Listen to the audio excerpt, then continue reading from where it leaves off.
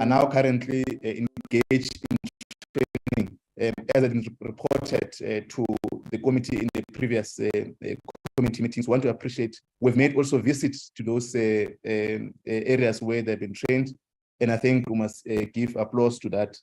We must also appreciate Minister and the DM, the work that is continuously been done, and I think we must take lessons from your offices in Centurion, the staff, the service, and if with those work can be demonstrated in all the offices. But I think we must take and compliment the good work that has been demonstrated in Centurion. In particular, I had visits that office during the period, and the service was excellent.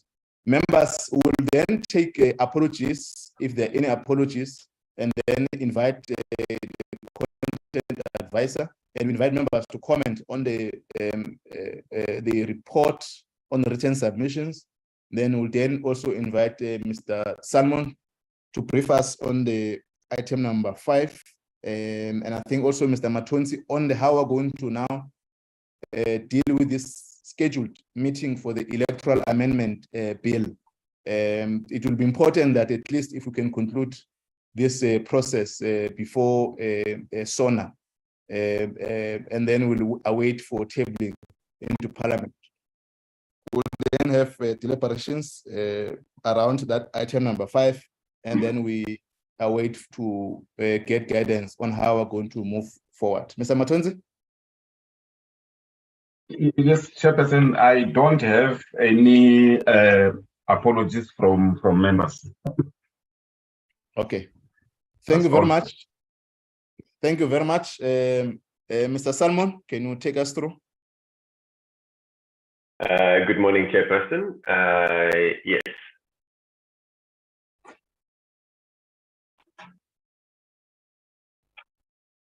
Oh, sorry, Mr. Salmon. Sorry, Mr. Salmon. Before that, can Mr. Matons, can I check who's Home Affairs? I've recognized the DM. Yeah, I've seen that there's a DM and the DG. Okay, now hold on. Can I invite the DM to introduce the team that is here so that we're able to record DM? No, thank you very much, Chairperson, and greetings to all the members of the committee, and compliments for the new year. Firstly, I would like to apologize for the minister. He is welcoming the cadets today. I believe that the meeting for today was scheduled for us to check the items that pertain to our responses that we are supposed to deliver tomorrow. Advocate Malakate is going to be joining me soon in the meeting, so it's going to be the two of us. The rest, they are in that program where we are welcoming the cadets, which we deem as a very important thing as well. Thank you very much, Chair. Thank you very much, Deputy Minister. IEC.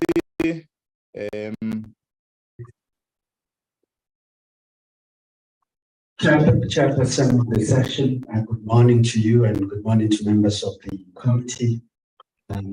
Honorable members, good morning.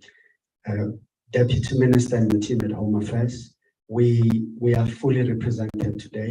All members of the commission, the CEO and his team are present. I must admit or indicate that we have all of our senior managers in the organization following these discussions. That's how important they are to us. Thank you very much, Commissioner Mebza. Apologies, I made an omission. DG is also part of the meeting with me. Thank you, DM. Parliamentary Legal Service. Good morning, Chairperson, and to all members and stakeholders. I'm Daksha Kassan. I have with me Talana Halley-Starkey, and there are apologies from Mr. Siviwe Chikela. He's still on sick leave, Chairperson. Thank you. Thank you very much. State Law Advisor.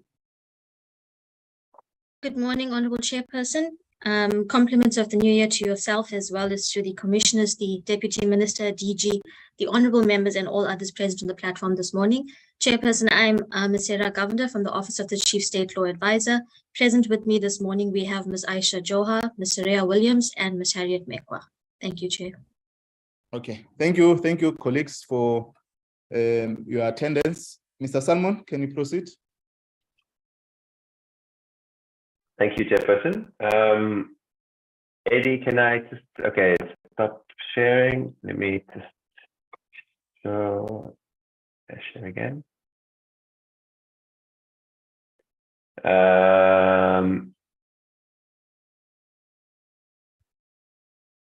Eddie, can I just see why it's not sharing? Eddie, can you stop sharing your presentation? For some reason, it's not allowing me to share the presentation. Okay, Eddie, okay, now it's working, yes. Can you confirm that you can see the document, Eddie? Yes, I can see it. Thank you very much.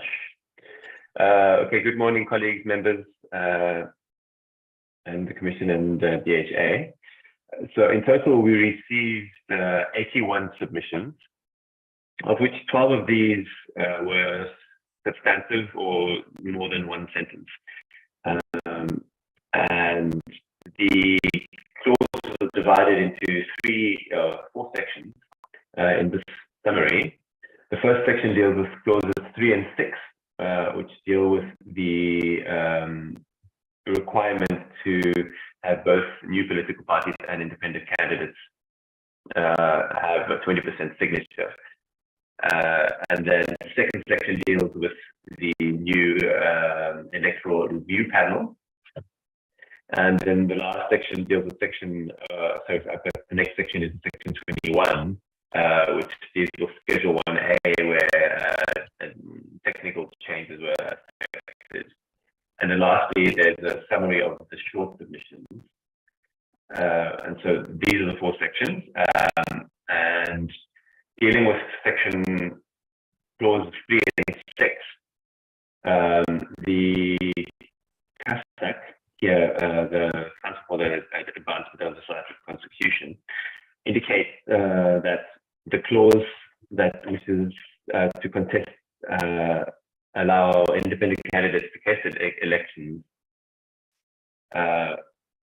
must submit their names, identity numbers, and signatures of the voters who appear on the segment of the voters' roll for the region in which they seek to contest.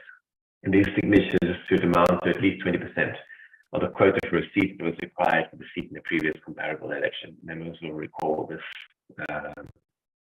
from the advert that went out. They believe that the signature requirement is incredibly high and that presents an almost absolute barrier to the entry of independent candidates and constitutes an unfair differential treatment against independent candidates. To remedy this, they propose the current drafting over here, a completed prescribed form confirming that the independent candidate has submitted in the prescribed manner the names, identity numbers, and signatures of at least 1,000 voters whose names appear on the segment of the voters' roll for that region or province in which the independent candidate is standing for an election and who support his or her candidature. This is similar to much of the submissions, essentially asking that the 20% be reduced to 1,000 signatures, as was originally required for political parties currently in the legislature. Then an individual, Mzukisi Gaba, proposed that the proposal is discriminatory and that it offends the right to freedom of association, and that the amendment does not impose the same requirement on parties in the NA. And evidently, the proposal offends the list of the spirit of the multi-party democracy. The hands of the electorate cannot be tied from dismissing incumbents. He then asked that the requirement that should multiple regions be contested by underrepresented parties, the highest quota of the comparable election determines the number of signatures. This is also unfair, since this amendment is, and this makes the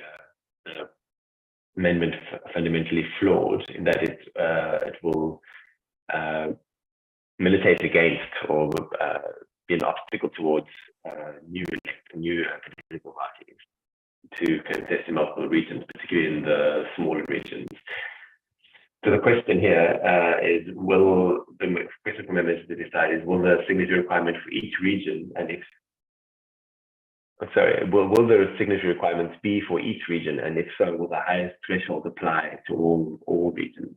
These could also be questions that they're summaries of the submission or questions that need to be decided that could also be responded to by the DHA and IEC.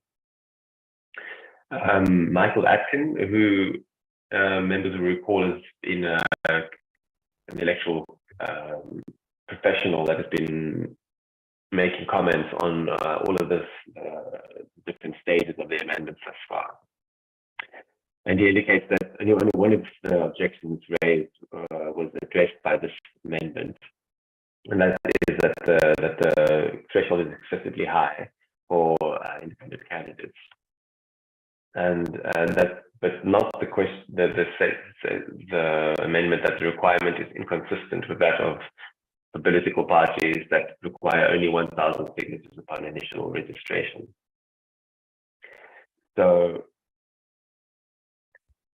he says that the names and IDs and numbers of those signing must be submitted in an electronic form for verification. If one assumes that it takes 30 seconds to capture one person's details, then the counting regional election of malls would take more than 160 man-hours to just capture the data over and above going to collect and find those supporters. He indicates that the wrong quota was given, and should bear in mind that most of the discussion in the NEA has assumed the use of a quota calculated in terms of item 6A of Schedule 1A of the Electoral Act. And the figures typically taken to be a region of 44,000 votes. However, the particular quota calculation does not exist in the bill in the same form. The applicable quota that would be calculated in terms of item 5A of Schedule 1A of the Act. In the bill, this is contained in item 5A of Schedule 1A, that this quota that is applicable for each region, given that only 200 seats are distributed among the regions, with the full tally of votes being used, the resulting quotas are much higher than that assumed by Parliament. In the memorandum presented to the committee on the 27th of September in 22, Senior Counsel Budlander made the same erroneous interpretation. That the quota for the National Assembly was approximately 44,000,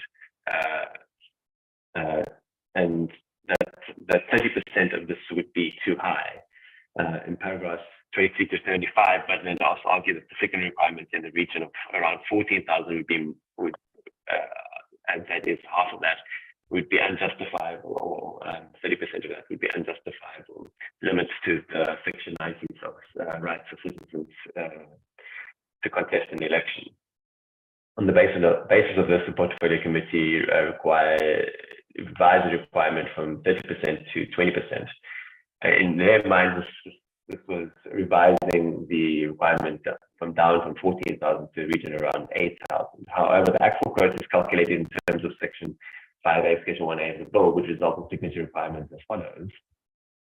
If using the 2019 elections, the table will follow.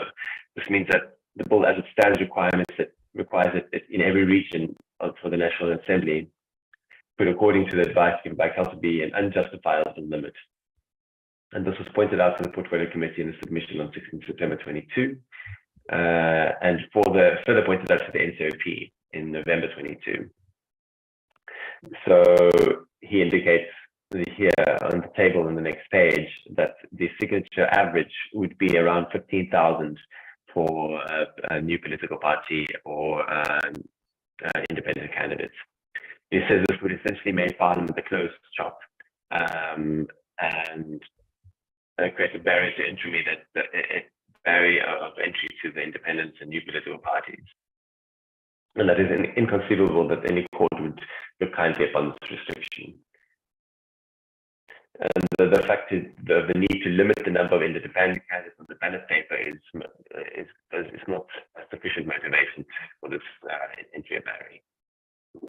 ACDP, then note also that the 20% requirement is would result in around 13 to 19,000 signatures, not the 8,000, and depending on the size of the province, this would be considerable and unreasonable. And they also call for around 1,000 signatures instead of 13 to 19,000. Whereas Michael Atkins before, again required, can the signatures be reduced from 15,000 to around 8,000? And then ALTA, the Organization Undoing Tax, I forget the name of the acronym, but the name of the expansion of the acronyms on the bottom of the document. This is a barrier to entry, the clause, and it creates concerns of fairness and the mental instance that these parties now need to do the same amount of signatures. This does not address the very high quota still required for independent candidates. Parties have a much greater reach over multiple regions to procure these signatures. Also maintains that the signature quota must be reduced. Valley Musa, in all the other submissions, I've only focused on where the submission is related specifically to the call for additional comments, and where they didn't relate, I left them out. But Mr. Valley Musa, who members were aware was on the electoral panel to consider the different electoral systems, makes more general statements which I include here because they relate in part. He indicates that the ballot paperwork could be very long and unwieldy, and this could diminish the right to vote. And any attempt to prevent this by making the qualification requirements for independence onerous will in all likelihood be rejected by the Constitutional Court. So the entry requirement is not sufficient justification, although the ballot paper will be unwieldy.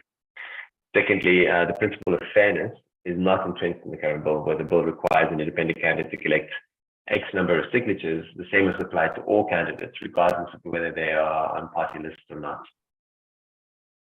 Thirdly, the constitutional principle of proportional representation is violated in the bill, and this will result in a large number of votes not being counted. This is the first time since the advent of democracy that voters could feel cheated, and for good reason.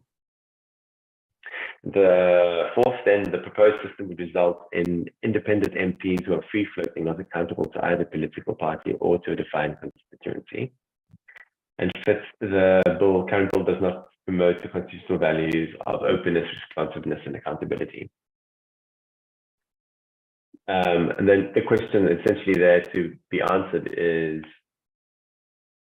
again, should the entry requirements be reduced to 1,000 signatures, as it is with political parties already in NA, and is proportionality compromised by all the wasted votes? The ISI then indicates that although it is correctly indicated that to institute qualifying criteria for independent candidates, and indeed parties as well, is required at some level, the level of support to be demonstrated prior to the IEC incurring logistical costs attached to such participation. The test of reasonableness needs to be satisfied. And in this case, should the qualifying criteria be of such a nature that it will be difficult for candidates to achieve, it could be interpreted as a scheme to keep independent candidates out of the race. While the bill may technically provide for independent candidates to participate, in reality, this may well be unachievable. Therefore, a more reasonable number of seconding votes needs to be considered. The situation the Institute believes will be exacerbated through the tight timelines that will be necessity due to the delay in the amendments. The elections are already taking place in mid-2024, whilst the electoral amendments are already still under consideration. This process will be followed by,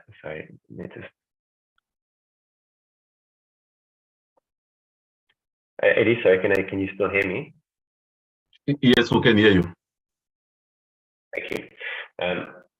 The process must still be followed by the IEC in terms of planning, the drafting of rules, regulations, and design of seconding forms and templates, etc. Candidates and cannot start collecting signatures until all the uncertainties have been cleared up, which could leave them with very high number of seconding signatures to be provided for in a very short space of time. If anything, the independent candidate should require less signatures than political parties who have a better infrastructure to gather signatures, and then would be expected from independent candidates. And thus, we reiterate their previous remedy, namely that the independent candidates be required to secure signatures with the same number, that is 1,000 signatures as for political parties. The Independent Candidates Association and Defend Our Democracy both indicated they support the clause, however, they do not support the high barrier to entry regarding signatures and votes to be achieved in both the NA and provincial legislatures. Vernon, Hall, and Rulef Pretorius were actually short submissions, or they were listed with Dear South Africa as part of short submissions, but they're slightly more substantial, so I include them here. Indicates that it would be confusing to the public to discriminate against independents, to have individual candidates in the form of independents stand against political parties. Essentially, he's arguing that only individuals be listed. It's unfair and, in fact, completely impractical to expect independents to get so many signatures. An independent candidate in multiple elections, where even smaller municipalities, the average ward is about 5,000 voters, only need about 50 signatures. So to be fair, in the light of Parliament, where the quota will be around 50,000 or 10 times bigger, or 500 signatures should be enough. But if a concern exists that each and every small church may, once a candidate stands for them, then may well increase it to 1,000. Indicates that in 1995, he had to get 50 signatures, and it took him a week. And extending it to 500 would probably take 10 weeks for an individual, and 1,000 would probably 20 weeks. And any candidate who is able to get so many signatures has to be dead serious, but also to have a huge commitment to get into Parliament, believe that candidates, that the Constitution says they have the right to stand and hold office.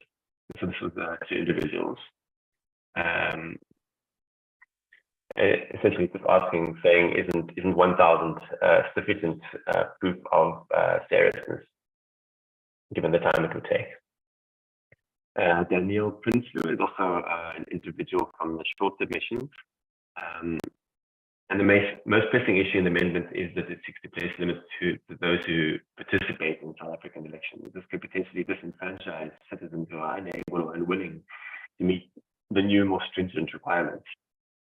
Limiting the right to vote is a dangerous path to go down, as it could sever portions of the public and undermine the legitimacy of the democratic process. And then asking the question, is the high signature a form of disenfranchisement? Next, we go on to clause 21, which deals with Schedule 1A and some technical amendments to the calculations. Michael Atkin indicates that the changes to seat allocation calculations, in the minor change to the seat allocations, independent candidates were included in the recalculations that take place if any independent receives enough votes for 2 or more seats. In this context, the change is reasonable. The effect is minor and certainly did not merit the IEC informing the NCP that this would substantially improve the bill. However, the change leaves a particular anomaly unresolved, and additionally includes independent candidates as potential victims of this anomaly. If there is a recalculation due to additional seats awarded to independent candidates and where the quota is reduced, then it is possible that a party and now an independent candidate can be awarded a seat on remainder in the first allocation and then lose that seat in the recalculation to a larger party that did not gain a seat on remainder in the first allocation. Why this is anomalous is that the party with the lower remainder on the first allocation can gain a remainder seat at the expense of a party or independent candidate with a larger remainder.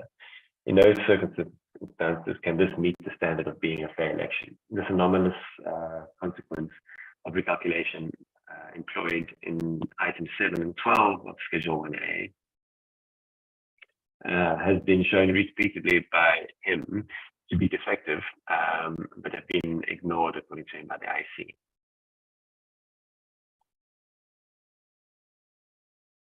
Except for the added measures to prevent seats from being transferred from one party to another in the event of a vacancy. And he indicates that Parliament was wrongly advised by the IC in that the change brought about by the NCOP concerning seat allocations for the NA was wrongly dismissed by the NCOP Select Committee following a false statement by the IC that my proposed alternative would result in the same allocation as the bill. Again, this is and Atkin and ACDP asked the question to the DHA and IAC: Is the statement in bold possible, and how will it be addressed? Essentially, this unfair reallocation of additional seats. The ACDP then take note of the proposed amendment to Schedule 1A and are concerned that provisions contained in items 7 and 8 relating to the forfeiture of seats where independent candidates are provisionally allocated more than one seat and recalculations will benefit the majority party, either at national or provincial level, to the detriment of independent candidates and smaller parties. So essentially the same concern as Mr. Atkins above. The provincial seats will be calculated first, and then there will be a recalculation process on which the votes left over once an independent candidate reaches the required threshold will go to the party that receives the most votes. It means that larger parties may get more than their proportional share of seats. This is a result of the model adopted by independent candidates in the bill. Mr. Gaba indicates that the clause dealing with Schedule 1A, removing most votes and substituting the phrase highest proportion of votes goes against the Freedom Charter, where the people should govern. Accordingly, the amendment should be rejected because they seem to undermine the constituency votes by staff through highest proportion votes. Kasak then, in the new clause 23 dealing with the electoral reform consultation panel being proposed, Kasak indicates that they support the insertion but have reservations about the manner in which the panel is constituted and will function. Firstly, it's not clear why the panel appointment is vested in the minister. The authority to prescribe an electoral system is vested in the National Assembly in terms of Section 46 of the Constitution. It's not an executive power. The National Assembly must therefore retain for itself the power to establish a panel and to require the panel to report directly to it and the relevant ad hoc or portfolio committee. Public confidence in such a panel would be far greater if it were convened by the National Assembly with the necessary participation process. The insertion of the minister between the panel and the National Assembly also creates an unnecessary lengthy process for the delivery of the report and gives the impression of executive interference in legislative processes. The minister should provide only administrative and operational support to the panel, while the National Assembly retains a substantive legal authority to control the panel. COSAC also submits that clause 23 in current form is too prescriptive in the way that the activities the panel may undertake prior to and after the elections. This does not serve any manifest purpose. The panel should be given the freedom to choose which activities to undertake and when and how it should do so based on expertise, availability of members, timelines, and that such programming activities be made by the panel after consultation with the Electoral Commission and the Minister. So there are questions essentially to be resolved. There are both by CASAC and ISI is that should the establishment of the panel be vested in Parliament or rather in the Minister? And should the Minister rather provide only administrative and operational support? And then lastly, should the panel function be less prescribed and decide its functions independently? Mr. Garba indicates that the amendment should not be part of the Electoral Act and that this is an effort to subvert multi-party democracy by the committee. It doesn't give details. Michael Atkins indicates that there's no inherent requirement to include this panel in the bill, and that the minister could have convened this panel at any time of his choosing, and that its use as a means to postpone the extending the deadline of the court is problematic. However, he indicates that the bill is worded to give discretion concerning the proposed panel, how it's to be convened, by saying that the minister must establish the panel within 4 months of the commencement of the section. The possibility exists for commencing the section at any time subsequent to the commencement of the rest of the bill. The wording should be rather altered to say within 4 months of the commencement of this act, so there is no ground for delays. The panel reports to Parliament a full year after the 2024 elections, with the potential extensions going beyond that, also given the public consultations that may happen only after the 2024 election. Then the same period would be available to Parliament then, as was available after June 2020 amendments to in the current bill. On the minister's own account, it could be viewed that this would be not sufficient time to implement a comprehensive electoral reform, albeit that the recommendations have already been prepared. There is no inherent reason to leave the presentation of such a report as late as 12 months after the 24 elections. This could be done as easily as soon as 3 months after the 24 elections, providing the panel is convened within 4 months of commencement of this bill, and provided that public consultations have no time restriction placed on them. Alta, let me just give the summary of the questions there. Essentially, the question there is, both from Atkins and Defend Our Democracy, is should the panel commence within 4 months of passing the Act and report 4 months after the 24 elections, rather than 4 months after the passing of the section and a whole year after the 24 elections. Also, indicate that for true public participation, the possible systems need to be put to the public in order to allow informed public discussion on the different options. The panel must have the capacity to engage with the media, social media, and communities in a manner whereby the citizens can feel that they are part of the process.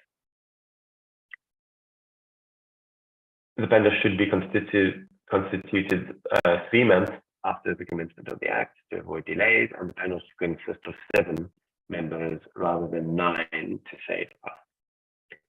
The ACDP indicates that a much better approach would be to take the best models from both the Sales Summit Commission as well as the Ministerial Advisory Committee, and rather subject those models to extensive public participation, as opposed to starting the whole process afresh, given the limited time allocated to the proposed electoral reform consultation. This would have been much better. The available electoral systems are known, and the Parliament has already been advised at length. If another panel is to be established, there must be far more meaningful engagement. And they must also have the capacity, as indicated by Alta, to engage with social media and communities more proactively. The ACDP is also concerned that it will only commence 4 months after the passing of the section, and it would rather be 3 months after the commencement of the Act. The panel should also only consist of 7 members rather than 9 to save costs. In order to avoid further delays, the panel should also submit its report within 6 months of the 24 elections, with the potential extension of no more than 3 months. Otherwise, Parliament may face the same time constraints in the run-up to the 29 election as we did with the MAP report and the draft legislation in the run-up to the 24 elections. Both the ACDP and the independent candidates they agree that the commencement of the panel should occur 3 months after the passing of the Act and report 6 months after the 24 elections. The Inclusive Society Institute indicates that the inclusion of the provision provides some comfort that there's acknowledgement by the legislature that there's a broader electoral reform necessary and that the public requires such reform on an urgent basis. We are of view that the society will not accept a delay beyond 2029. They wish to make the proposal that 23(3)(b, whilst they agree with the public participation program proposed, such participation should not be limited to responding to proposed models by the panel only. It should also allow for the public and also to proactively make their own proposals with regard to the electoral models for the panel to consider. 23(9)(a) only provides for South African citizens to become members of the panel. If it may be prudent to allow for a limited number of international experts, 1 or 2, to become members. This may help ensure that the model ultimately proposed by the panel meets the high international norms and standards.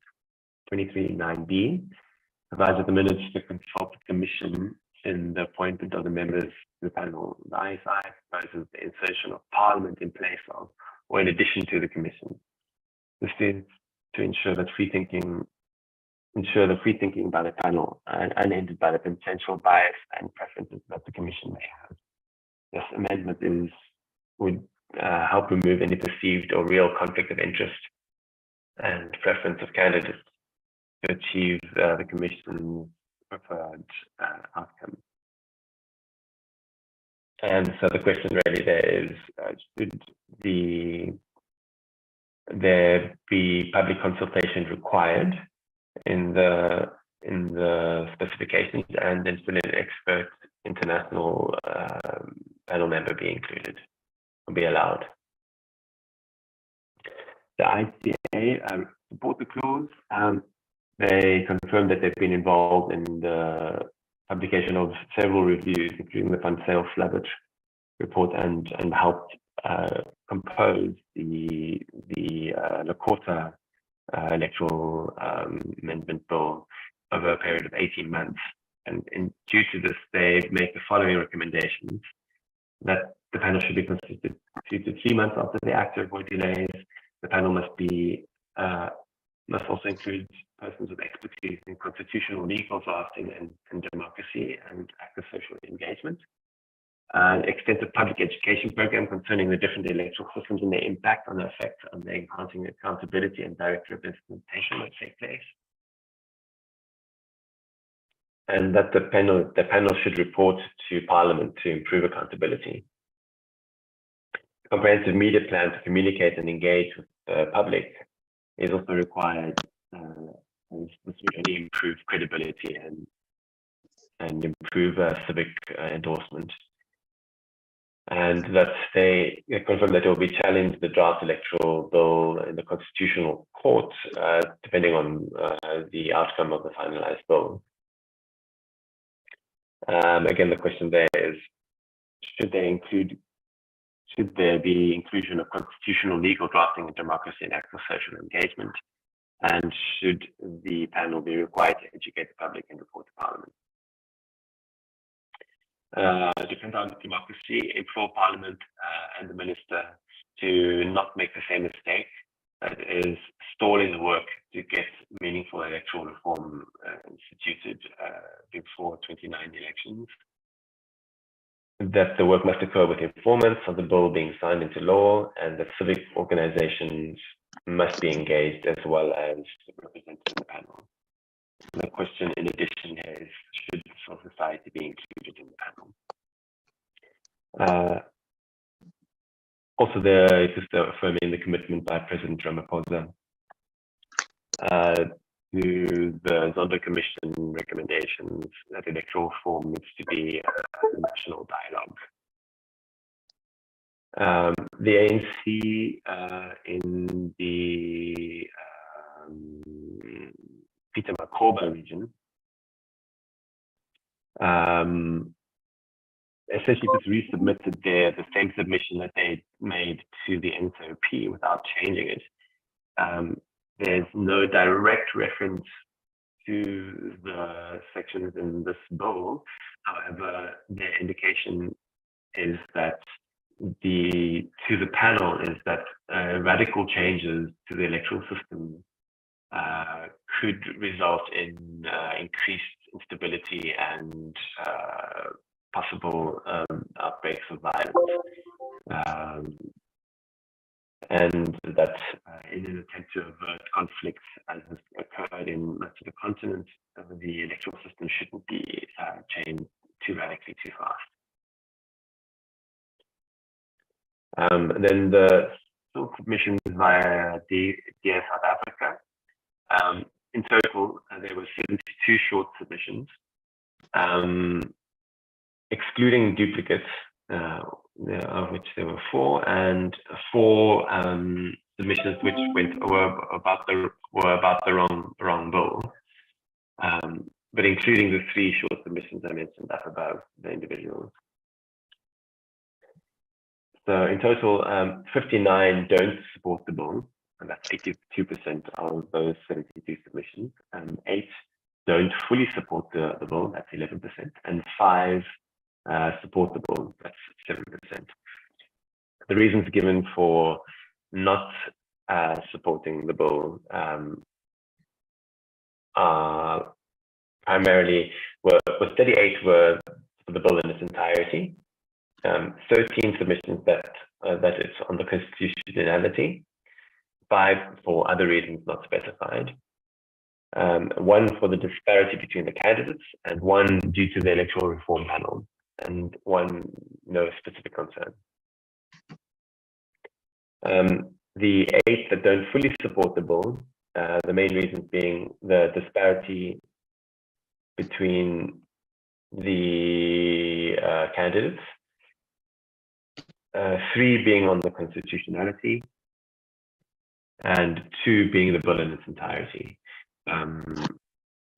I just realized, sorry, there were an additional 2 disparities between, so it's actually 3 disparities, 3 mentioning the disparity between candidates, 3 on the constitutionality, and 2 on the bill in its entirety. All right, I did a recount. And those who support the bill indicate that the disparity between the candidates was dissolved, 2 that on the constitutionality being improved, and 1 that there's no particular concern on their support. So that's the submissions in their totality. Sorry, there was quite a bit of duplication, but you'll see that the concerns are similar across the various submissions. These are the names of the various submissions expanded, where I only give acronyms, as well as the individuals who also submitted, making up for the 12 substantial submissions. So that's what I have for this morning. Thank you, Chairperson. No, thanks, Mr. Salmon, for comprehensive summary of the issues submitted. I'm not sure when I was going through, I think you'll advise it so that it's a proper capturing on the panel. If you can just look, check OTA and SADP, it appears that there's the same submission, unless you've captured it. You didn't capture one of the 2 correct, but I think there's the same submission. I'm saying written notes. Just check on that so that we don't, if you have omitted something, we can deal with that later. Thanks, members. These are the issues which members of the stakeholders, political parties, NGOs, have responded to the written submission. And I think there was a clear indication on the advert on areas where a written submission has to be considered by the public, and is an area where we must focus on. There are other issues which already been exhausted, dealt with by the committee and the NSOP. So I want to assist that both our stakeholders, as they respond in line with the advert that were issued for public comments on the proposed amendment, it will be our focus so that we don't lose sight of the issues that we have requested for public comments. I'm going to invite members to comment on.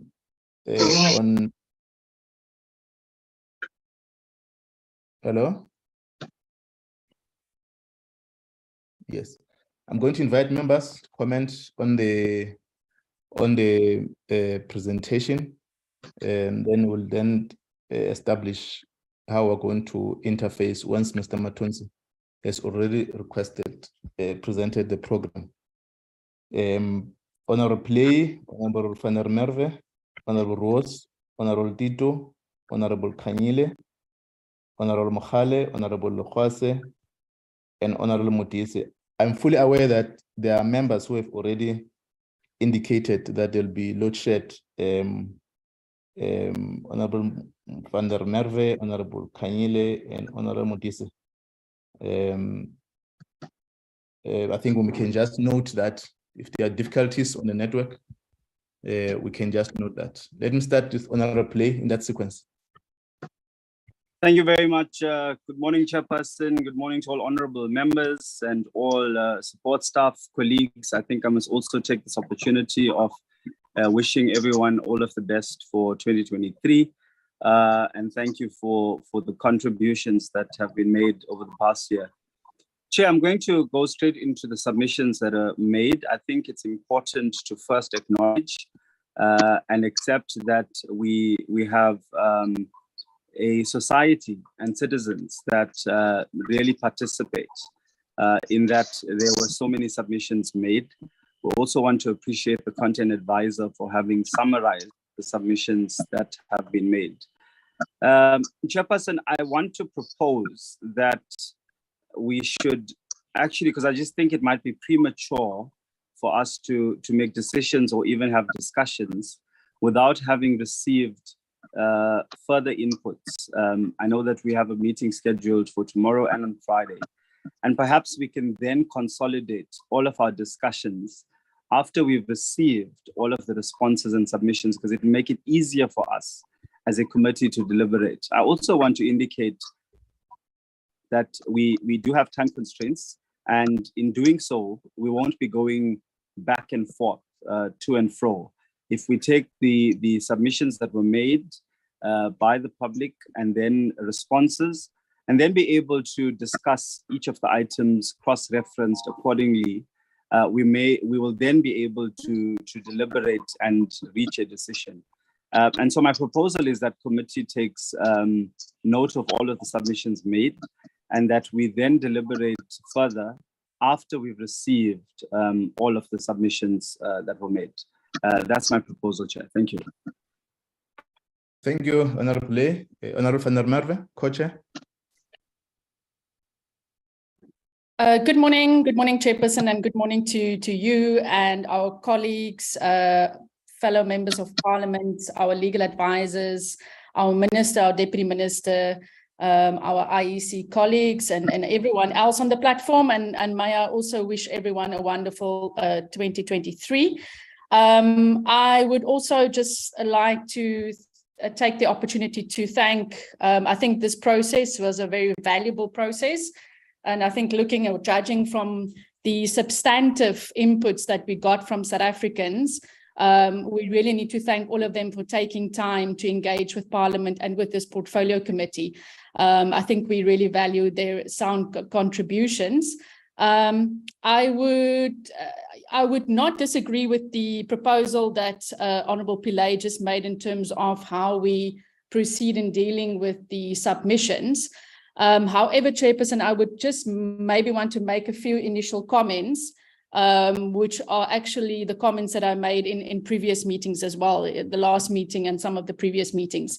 Chairperson, you will recall that when we debated this bill in the National Assembly, it was the IFP's view and was also the reason why we didn't support the bill in its current form, and that was that we had agreed as a political party that we think that the qualifying criteria is important, but that the signature requirement was still far too high. And I think right from the start, I had proposed that it be 10 to 15% maximum, which would have been 4,400 signatures. And I think therefore the overwhelming inputs from South Africans saying that they believe it remains too high, that it's that it's counterproductive, or that that it's not fair, or that it's an obstacle to participation and a barrier to entry, is a concern that we need to take very seriously. I know you said in your introduction that you believe some of these issues we have passed, or the NCOP have passed and we have passed. But I think when South Africans tell us that they think it's far too high, that it's not fair, that it's unconstitutional, that it will not lead to a fair process, it is something that we must consider in our engagements. Secondly, Chairperson, my other comment would be around the issue of the panel. I did raise it when we left each other in December, that I do not think it should be the sole prerogative of the minister to appoint this panel. The minister unfortunately came under criticism with the last process, the last MAC, because he was criticized for the options that was the option that we picked, or he picked, or his advisors and the department picked. And I think it must be a more inclusive process, in that it should be Parliament working with the minister to establish that team or that panel, and that panel should report back to Parliament. So I think some of the proposals that the public gave us in terms of how they would like this panel to be constituted, that it needs to include civil society organizations, that it must include experts in electoral reform and constitutional law experts, are all sound proposals. And I also think the proposals that were made in terms of when the panel should start its work, that it should start sooner than later, is important. And also that the work of the panel should not be restrictive in nature, as contemplated currently in section or clause 23.3. So I would agree that, today is not for debating these issues, but I thought I would just make those initial submissions, and also just to thank our content advisor for also putting it together in such a consolidated document. Thank you very much, Chairperson. Thank you very much, Honorable van der Merwe. Honorable Roos. Thank you, Chairperson, and greetings to all the colleagues and the members of the various different departments. Yes, I'd like to add my voice to the vote of thanks to each person and organization that took time to contribute and participate in this public participation process over the holiday period. And I do agree that today is probably not the day for debate on these issues. There are just a few things that I'd like to highlight that the various stakeholders can please give us a bit of feedback on when they report back tomorrow and when they give their inputs. And the one thing is on the vote threshold, which has been criticized since the start. And we've really, we've received presentations from the IEC, for example, and we went with the lowest option that was given to us. And I think this is, it's something that's just continued to go on. And so I think it's just important that tomorrow when we receive that feedback, that we just get a reinforcement of what is behind the 20%, what is the rationale behind it.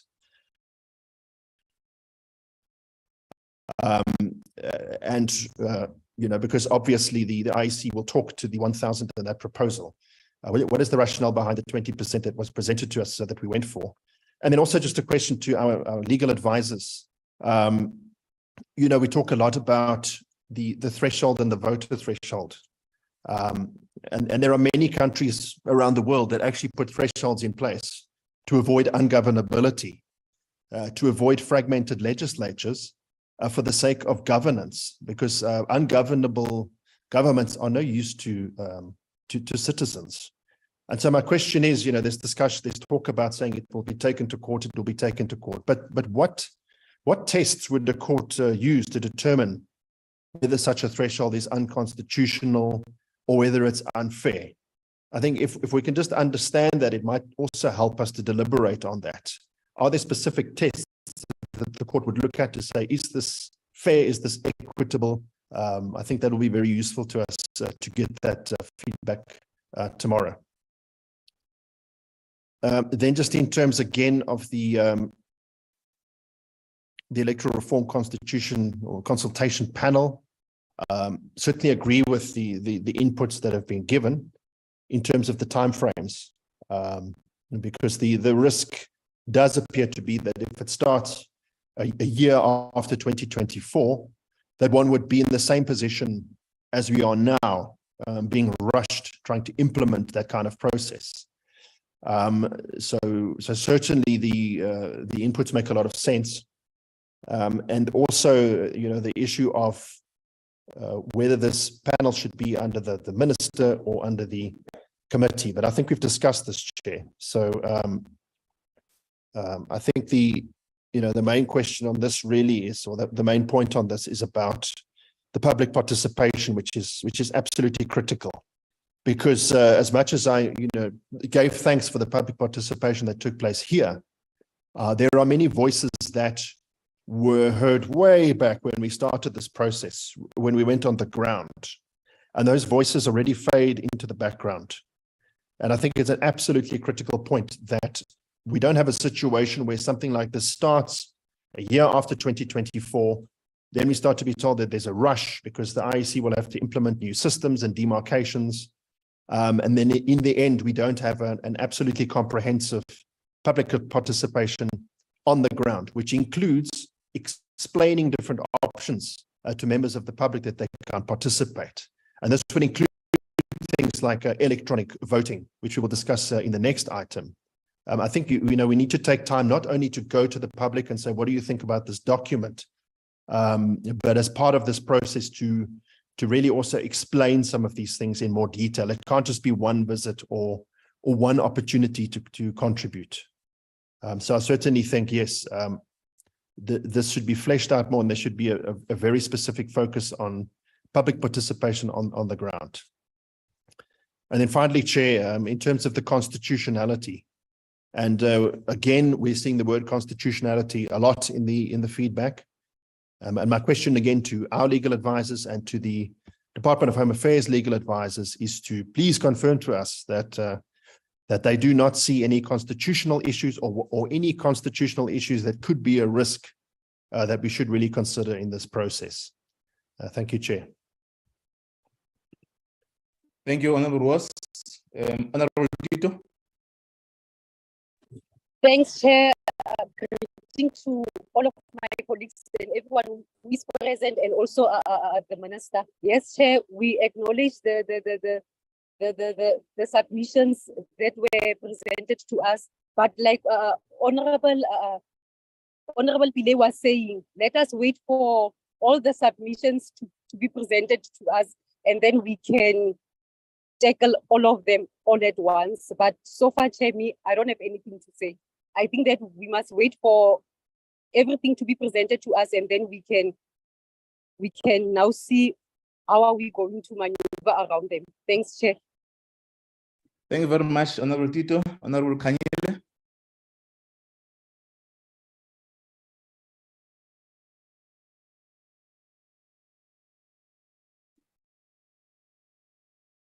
I'll check you again. Honorable Mkhale. Thank you very much, Chair, and greetings to all the colleagues. I think I'm covered by the submission of Commissar Tito. Thank you. Thank you, Honorable Mkhale. Honorable Khwase.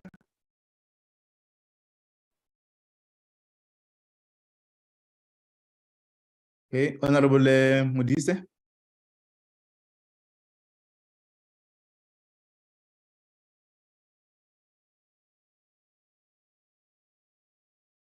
Mr. Matonzi? Yes, Chairperson. Oh, I thought I'm No, I'm here. Oh, Who can hear Watchers, you? I thought. Okay, I thought I'm out also. Honorable Hwasen, Honorable Modise, are you online? And Honorable Kanyile. Chair, Ms. Lekhwasa, she's not in the meeting. Ms. Kanyele as well, but Ms. Modise, she is in the meeting. Maybe she has difficulties with the network. Okay. No, thanks, members. I think it's clearer that we'll note the report. We'll then have to issues that are raised on the submissions, and members have commented already. And I think that gives indication on the reports that will be presented by the stakeholders, IEC, Home Affairs, and our legal team in terms of responses to some of the issues that were dealt with. If carefully listened, when I said that other issues which have already been dealt with, I did not make a reference to certain provisions. I was just reflecting on the path we have taken and the proposed amendment from the NCOP which we're dealing with. And I think that should be noted. We're going to get a sense from the IEC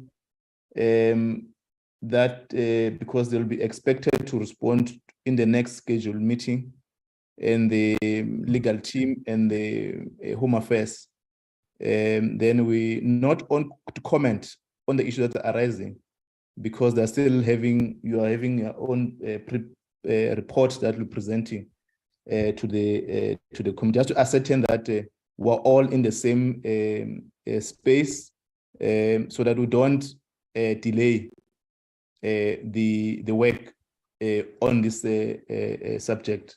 The Deputy Minister, can I get an indication that if we are ready for to the next meeting?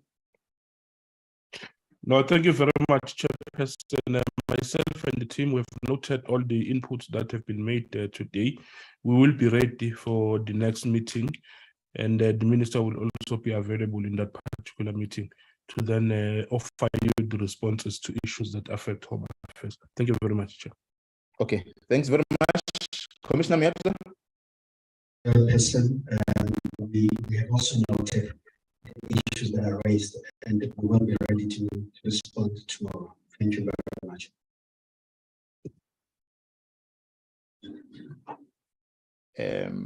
It's Mr. Kelembe. Okay, noted. I'm dealing with logged on as Mr. Kelembe, the chairperson. It's so here. Yes. Oh, no. Thanks, Commissioner. Parliament. Okay. Yes, Chair, Ms. Hallie Stark and I, we've listened to the presentation, we've noted all the submissions and the comments, and we'll be preparing to present at tomorrow's meeting. Okay, thank you. State Law Advisor. Thank you, Chairperson. The officer has also noted issues that may have arisen, and should anything be required from us, we will be prepared to answer that. Thank you, Chair. Okay, all right. Thanks, colleagues, for this item. We'll await for the responses so that the committee deliberate and take decision on the issues that we will be engaging on. We'll stand off this item, Mr. Matonzi.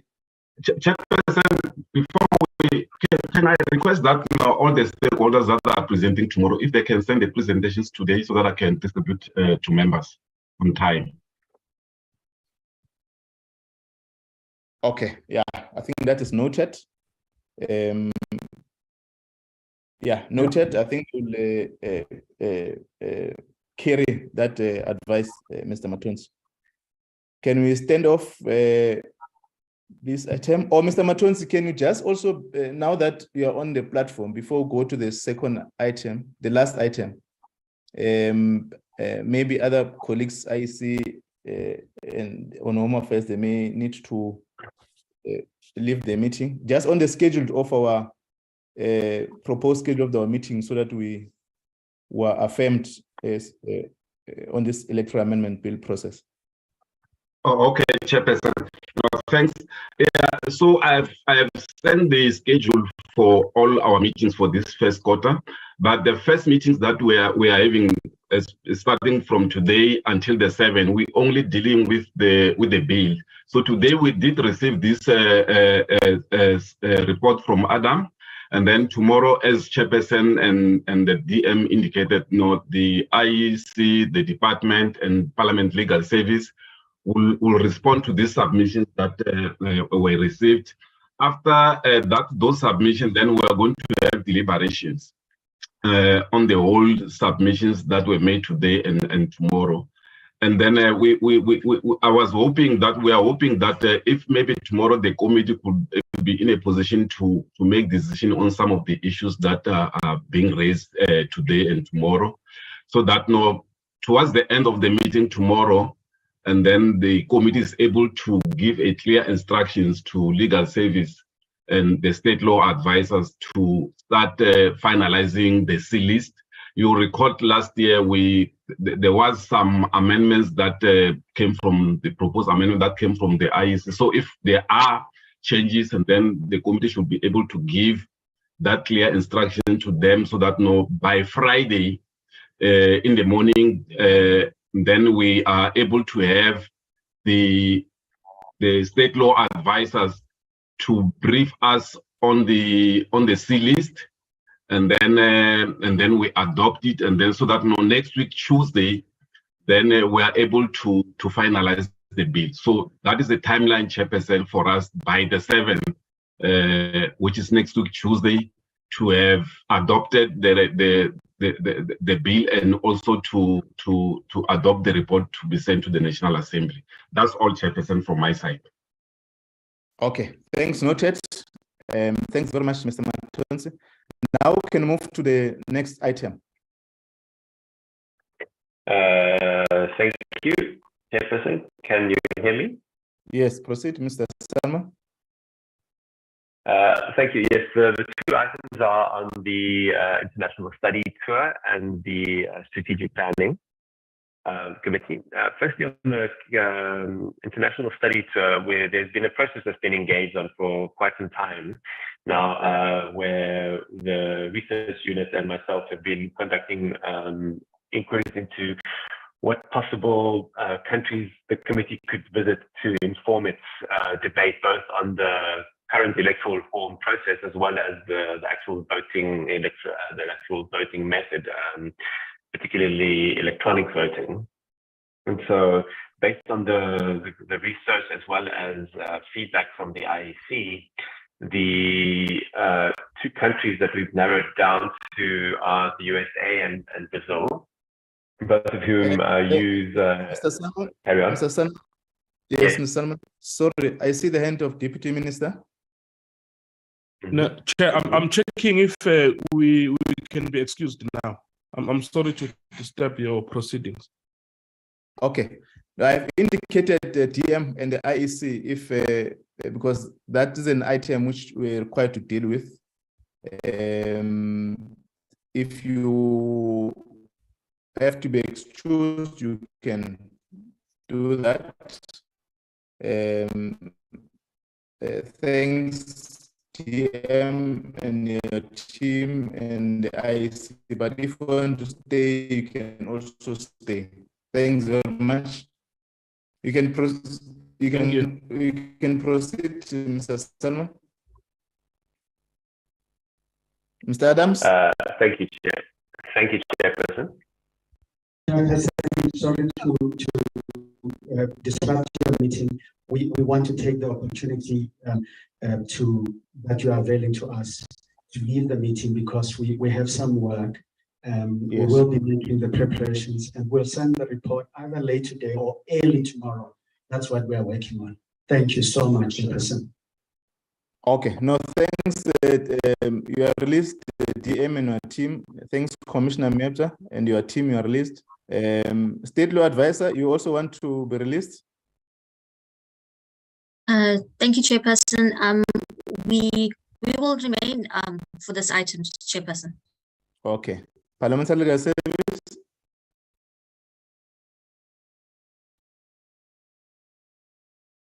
Okay, proceed, Mr. Sanma. Thank you. Thank you, colleagues. Thank you, Chairperson.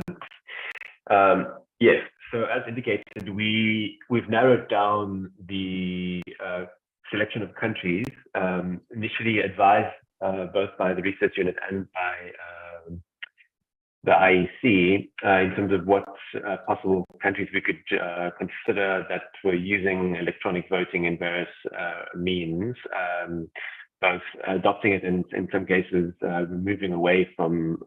moving back to manual voting. So the other countries proposed, other than Brazil and the US, were also India and Venezuela. But based on the demographics as well as the international benchmarking in terms of how democratic these states are, and looking for things that are comparable to the voting systems in South Africa, we've narrowed it down to the US and Brazil. And we are now in the process of refining the application, which has to go through a number of processes, including going through DIRCO and going through the political approval within Parliament. So that process is in due course. And looking at how long those processes take, the likely proposed time for the study to be from the 16th of June to the 30th of June this year. So this will be in the first 2 weeks of the longer constituency period.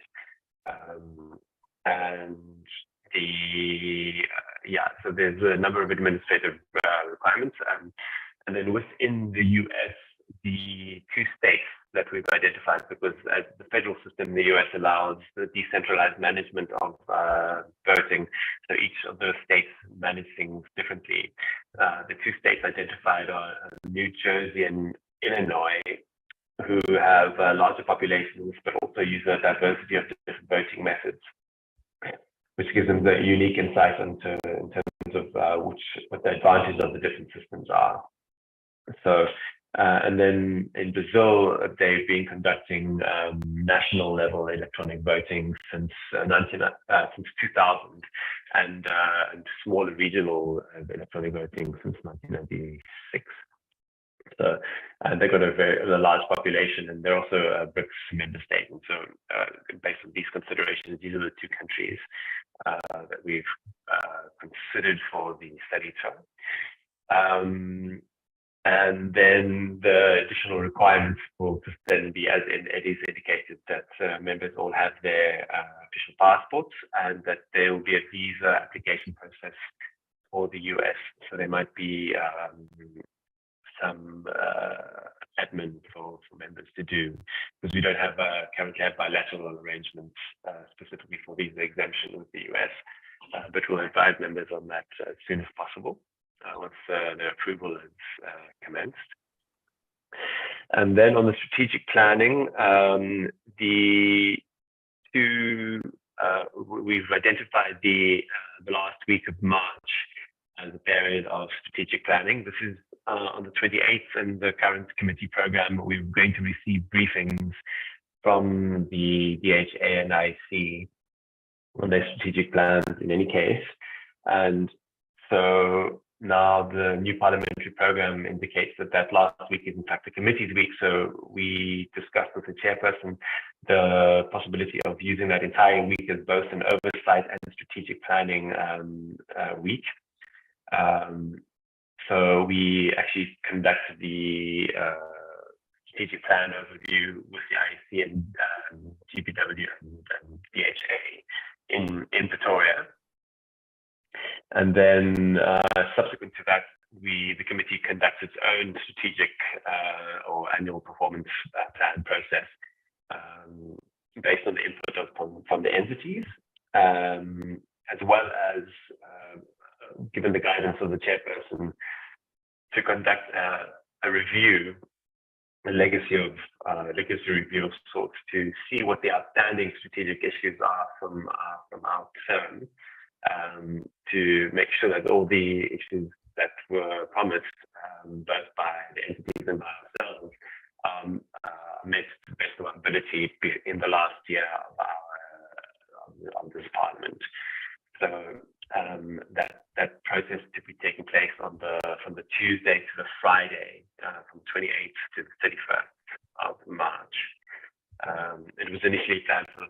2nd of April, but now we have committees week, and there are some, I think, some parties that aren't available on that weekend.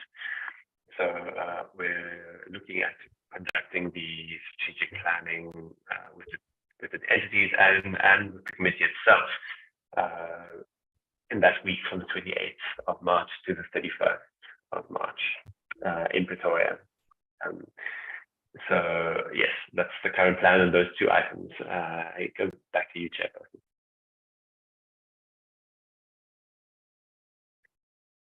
Okay, are you done, Mr. Salma? Yes, sir. Oh, one other item. Sorry, Chairperson. There was one issue that you raised on the submissions on ALTA and ACDP. There was some overlap between those two submissions, but they weren't identical. They used some of the same content, but they weren't exactly the same submissions. I forgot to answer that. Okay, noted. Thanks.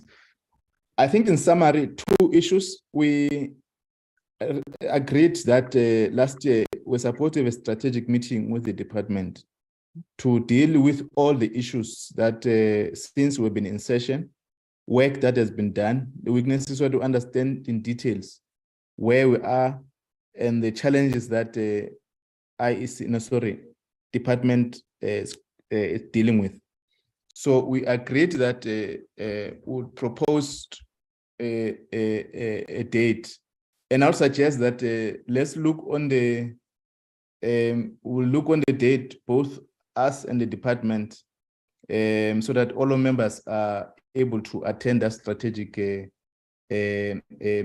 But in principle, we agree that we must have a strategic planning with the department. We've never had that strategic planning with the department, and also that will inform our legacy report. And issues that must go into strategic planning will then interact with the department once the content advisor has tabled some of the issues that we'll deal with in the next coming week's meeting. The second one is on the study tour, which we you recall when we're dealing with the amendments from IEC towards the 2021 local government elections. There was this proposed amendment on the electronic voting, and which Parliament could not or advised the committee that IEC will manage to pack so that at least we establish modalities on the and lessons from other countries on how this matter has been handled. And I think we did process that matter in terms of research work and interacting with the parliamentary office that deals with this process. And we're considered that we must then move towards the study tour this year on the areas that Mr. Salmon has raised. And therefore, the administrative details, members will be informed as we move forward. So we're just dealing with the principal proposed decisions that the committee may need to carry. Let me start with the members to comment on the issues, then we stand off the meeting. Honorable Pillay, Honorable Merve, Honorable Ross, Honorable Tito, Honorable Kanyile, if you're back, Honorable Mokhale, Honorable Khwase, if you're back, and Honorable Modise. In that order, Honorable Pillay. Thank you very much, Chairperson. I fully support both of the submissions in respect of the study tour and the strategic planning. I just wanted to make one submission or proposal that the strategic planning session, if at all is possible, to be brought earlier in March. I just think that it's important for us to do it as early as possible. Ideally, it should have been now in February. I understand that we've got the electoral amendment bill to finalize. Perhaps if we can look at an earlier date, and you did say you're going to check with department and all role players, I think it'll make sense to do it earlier than later on. Thank you, Chair. Noted. Thanks, Honorable Pillay. Co-Chair, Honorable. Chairperson, thank you very much. Now, I'm happy with the proposals that have been made with regards to the study tour and our strategic session. So I don't have any problems or comments in this regard. Thank you. Thank you, Coach Honorable Ross. Thank you, Chair. And yes, a big thank you for actually pushing us through. I think it's a really critical study tour, specifically looking at electronic voting, how it assists with fraudulent voting, etc. So I think it's an absolutely critical study tour to go on. It's going to add tremendous value to our law reform efforts. And then also, Chair, yes, I agree fully with the planning session that it be on site. I don't have a problem with sort of the second week of March either. So, Chair, fully supportive from my side. Thank you. Thank you, Honorable Ross. Honorable Tito. Thanks, Chairperson. Like my former colleagues, my previous colleagues were saying, Chair, I also support the study tour and also our strategic planning, where we are going to see what is happening in our departments and everything. Thanks, Chair. Thank you, Honorable Tito. Honorable Kanyile, if you are online again. Okay, Honorable Mokhale.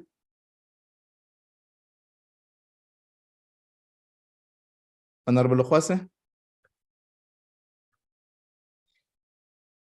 Honorable Honorable Modise. Okay, I think it's noted, agreed in principle on the decision carried, Mr. Salmon. Mr. Matonsi. Yes, Chair.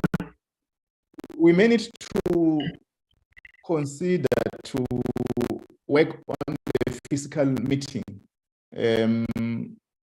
I think administratively we managed to see how we rework that point, given the difficulties of network and load shedding. Members are unable to contribute or to join the meeting. So I think we may need to look on that possibility. And also stakeholders, there will be stakeholders that will not able to contribute to the meeting given the load shedding. So I think something that administratively we may need to check. Mr. Salmon, I see your hand. Thank you, Chairperson. Yes, just to respond to the request to move the strategic planning forward, and the indication is just really there is that we are dependent on the department and entities making their strategic plans available first. So we were only going to be briefed by the IEC and the DHA and GPW on their strat plans in that week in any case. So we've just tried to coincide our planning as closely as possible to their planning, which in turn they can't finish their plans until they finish their budgets. And also in the weeks prior to that last week of March, all the budget debates and the various plenaries will be occurring. So we can't really be away from Parliament itself for too long. So that week is only the only real week we have unless we make it later. So that's as soon as we can do it realistically. Thank you, Chairperson. No, it's fine. That I think is an administrative matter. We'll check with all members the availability, and then we'll check with the home stakeholder first, and then we'll communicate once we find the possible date that accommodates all of us, including stakeholders. Thanks, members. Is there any other matter, Mr. Matonsi? Yes, Chairperson, just for clarity, Chair, you recall one time when I spoke to you about the physical meeting, you indicated that no, maybe after we have dealt with the bill, so then we'll start having physical meetings. So that no, it's clear that tomorrow, Friday, and Monday it should still be a virtual meeting. Then from there, we'll try to get venues in Parliament. Yeah, once you're done with the bill, let's look on the possibilities of like other committees have started fiscal meetings so that we don't disadvantage members to contribute to the discourse of the committee. Is there another matter, Mr. Matonsi? Announcements?